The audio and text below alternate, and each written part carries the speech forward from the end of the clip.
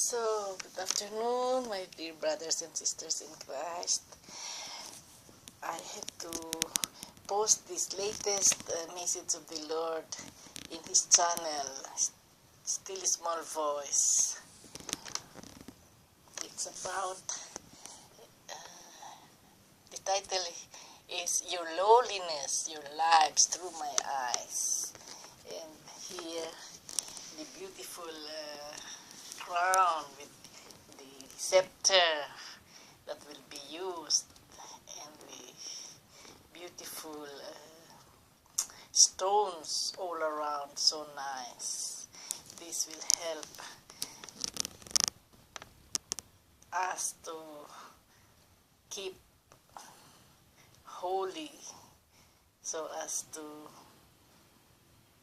be able to stand before the Lord in meeting Him, in the air, because He will not touch, as He said, He will not touch the ground. We will just meet Him in the air. So here I will now have to post it as remembrance here on earth. Faithful to Him. Faithful to First Him. of all, I'd like to take a moment and thank you for donating to our ministry. So many of you have been very kind and made it possible for us to devote ourselves entirely to the channel and prayer, as well as the books Carol and I have been working on. May the Lord bless you 100-fold for your kindness to us. It is so appreciated. Well, today during praise and worship, I caught several glimpses of us, the Lord and I was wearing a bridal gown. I felt it was time to get the message, so I came and sat aside by my computer. I'm here, Lord. Thank you for preserving us and getting us through these last few days, or should I say week. It's been hard, but you brought us through. Please, Lord, fill us to overflowing with your love and wisdom. I'm here, Claire. That time dancing with you was so sweet. I miss those times together. Would you please give me more time? You mean dancing like right now? He answered me, yes, that would be good. So I returned to worship and again could see myself in my wedding gown, and he was in a black tuxedo as he gracefully swept me along the polished ballroom floor. He was so regal and sure of himself as he directed my steps. I just had to marvel. And we were listening to Terry McAlmond's song, How Long, which is all about the rapture. The question we ask ourselves every day, how long? It's a beautiful song in any case. Oh, Jesus, how sweet it is to be close to you, on your heart and mind. How very blessed I am. I've been waiting a long time for you to say that, Claire. You are indeed blessed, and I know you take that seriously. But can we have a little more fun and dance more? I answered him, of course, I'll remember this in our next prayer time together. He began, I'm so pleased with you, Claire. You have followed my directives. You've anticipated my needs and done what was yours to do. There is so little time left, and I know you don't for one moment believe this. What looks on the surface to be peaceful is very deceptive. What is brewing behind the scenes is larger and more foundational than you can even imagine. Overnight, this world will be changed. But in the meantime, as we continue in this window of grace, I'm calling upon all my brides to do the little things with love. Many of you are disappointed with your lives, what you've done in your life and what you haven't done. You compare yourselves with famous people and those around you who have accomplishments and worldly success. And then you come back in private and denounce yourselves and see yourselves as failures. You do not see what I see. You do not see the works done out of personal interest, not love. One little deed done in love for your brother surpasses thousands of deeds done for personal gain. Do you understand? Soon, all these works done for the wrong motives, 99% of what the media endorses and makes a great issue out of, are totally worthless and will be burned in the fires when all things are weighed in my scales. When the very substance of things is examined, the motives, the results, all that is highly praised now in the world will turn into a vapor. Yet what is done in love will shine eternally. Do not waste your time on big things that get attention and praise. Your little things done in love are what the true meaning of this life is made up of. Too many of you are now despairing about your wasted lives, yet major time was spent hidden in prayer, serving in ways the world considers subservient and unimportant. Yet these are the marks of my kings and queens in my kingdom. These are the qualities that will qualify you to reign in the millennial kingdom. You have made a choice to do the right things for many years, and that has earned you a place of anonymity, which is the safest place to be on this earth. All that is done with a pure motive will stand. All that is done in vainglory will fall. It's just that simple. And just to be sure, I looked up vainglory, inordinate pride in oneself or one's achievements, excessive vanity. He continued, most of the world is motivated by this need to exalt oneself. But when I came to this earth, I went out of my way to debase myself. I washed the feet of my disciples. Those who were looking for a king to rule over them missed it. Those who were looking for the true substance of the faith recognized me immediately. They were weary with the posturing of important persons and hungered to be set free from their sins, to have peace, to be right with God. They sought a kingdom not of this world, and that is why they recognized me. Now we are coming down to the shortness of time, and I promise you the enemy will try to get you involved over your head in worldly undertakings.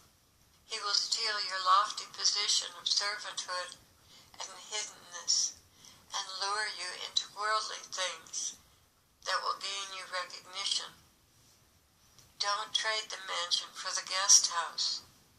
Do not leave this lowly and despised position for something of more recognition. Many are seeking ways to please me.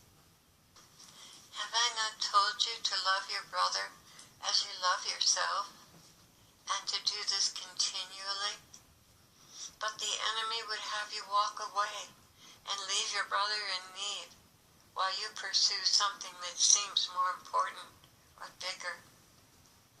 As the clock is ticking away and the world is hanging by a thread, the most productive thing you can do is to love your neighbor as yourself from moment to moment. Do the little things with great love and be very leery of being drawn off into a high-profile endeavor that will cause you to be overextended, exhausted, too busy for prayer, and irritated with interruptions that could be little opportunities to show my love to your brother. Hold fast to what I have given you, my beautiful brides. Every day is finding your gown cleaner and cleaner. Truly, you've done your best to be faithful to me, and I am well pleased with the set of your heart. Remember, in that hour, I am right there by your side, and you will have nothing to fear.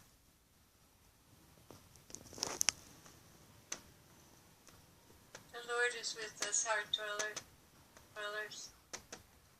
My equipment So yes, that is now the next. I'm clothing you in my lowliness. See? The Lord is with.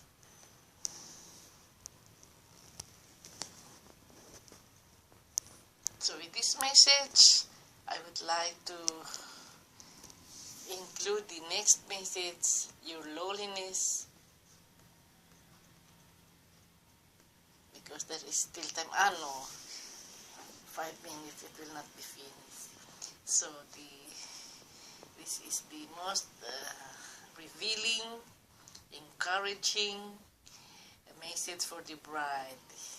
He revealed here the crowns, the scepter, with all its gems. Oh, next to this, I hope he will still reveal the bridal gown. I am sure it will be very beautiful, full of gems, sparkling, in a sparkling color, multicolored. So that is the reward for being faithful to Him, for following Him as a true disciple. That is stated in the book of Revelation. The reward here. May I read it? There is still time. Here he said, "Behold, I am coming soon. My reward is with me, and I will give to everyone according to what he has done. I am the Alpha and the Omega, the first and the last, the beginning and the end. Blessed are those who wash their robes, that they may have the right to the tree of life, and may go through the gates into the city." So, that is the fulfillment of this prophecy. Soon, it may take in the first week of June or second week of June. What is important, the bride will be June bride. That was what I have speculated. That's why I did not stay longer in my home country. I just stayed there for 8 days because of this prediction, which is right. So I give you all now my encouragement to all my co-brides. Just hold on to what we have, to remain faithful to Him no matter what happened in the tribulation. Just bear in mind that we have to trust and obey Him, come what may, to be able to retain this crown that was now revealed, so beautiful with its gemstone. So this is an encouraging word to all of us, including me. So God bless you all, and may we remain faithful to our King Yeshua, who is coming soon. If ever there is a distraction from the enemy, we just focus ourselves on Him and pray and worship Him in spirit and truth, so that we will not miss His coming. So may the Lord's light shine upon each and every one of us, that we may remain always shining, reflecting His light to our brothers and sisters up to the last minute. So bye now, and may God bless each and every one of us in the mighty name of King Yeshua HaMashiach, who is coming soon. I know there is great excitement on both parties to see each other, including God Father Yahweh, His creation coming back to Him. Bye for now.